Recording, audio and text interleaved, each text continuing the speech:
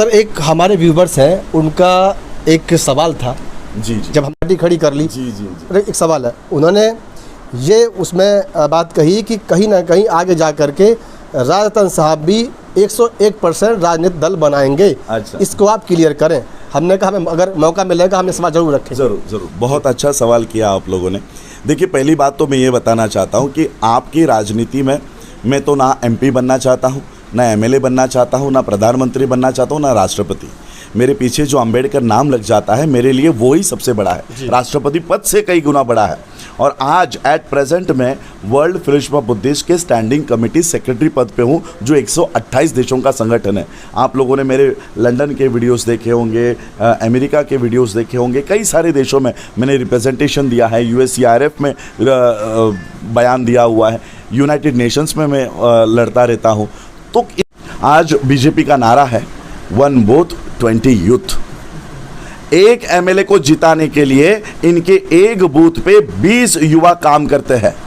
एक MLA seat के 300 booth होते हैं, 300 बूथ, यानी इनके एक एमएलए को जिताने के लिए 6000 युवा काम करते हैं। VHP के लोग काम करते हैं, बजरंग दल के लोग काम करते हैं, दुर्गा वाहिनी के लोग काम करते हैं, कई सारे संगठन के RSS के लोग एक एमएलए को जितवाने के लिए काम करते हैं। और हमारे पास नेशनल लेवल की अगर मीटिंग लगती है तो 100 लोग नहीं होते। एक एमएलए जिताने के लिए इनके पास 6000 पेड वर्कर्स हैं, पेड वर्कर्स। इनके संगठन को कैसे तोड़ोगे आप? आप राजनीति में आने की बात करते हो, कौन सी राजनीति? आपके पास कोई राजनीति बची है? लखनऊ में 10 लाख लोग इकट्ठा करके उसको राजनीति नहीं कहते। जितने गांव है, जितने पोलिंग बूथ है, हर पोलिंग बूथ में हमारा स्ट्रक्चर होना चाहिए, उसको राजनीति कहते हैं। आप देश भर के लोग बुला लेते हो एक जगह पर, वो आपका वोटर नहीं है। महाराष्ट्र से आया हुआ आदमी ये यूपी का वोटर नहीं है।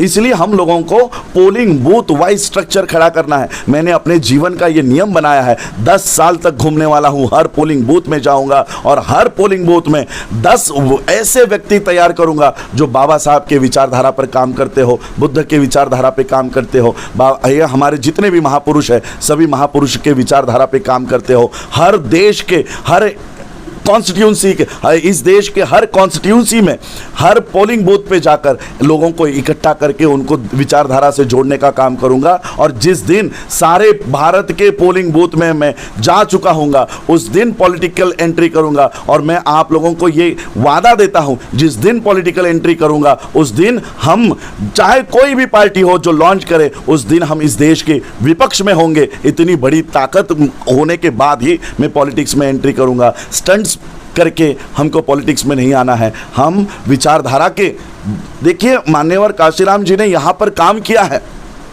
कम से कम हम उन्होंने जिस तरह से काम किया उसका तो आचरण करें।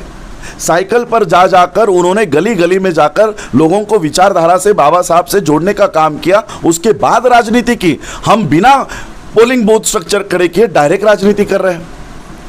आज बनते सुमित रतन जी के साथ धर्म की मूवमेंट हम चला रहे हैं, सोशल मूवमेंट हम चला रहे हैं। यही बाबा साहब का आदेश है, जब तक इस देश में सामाजिक और धार्मिक क्रांति नहीं होगी आपकी राजनीतिक क्रांति होने वाली नहीं है। और इसलिए मैं बनते सुमित रतन जी, हम सामाजिक और धार्मिक क्रांति पर लगे हुए हैं। और हमारे सामाजिक धार्मिक क्रांति पर आगे चलकर जो कोई राजनीतिक क्रांति बहुजन समाज की करना चाहे उसको हम साथ देंगे। लेकिन वो सभी लोग कैडर बेस्ड होने चाहिए, विचारधारा के साथ कभी गद्दारी नहीं करने वाले लोग तैयार होंगे, तब जाकर हम राजनीति में एंट्री करेंगे, उससे पहले नहीं।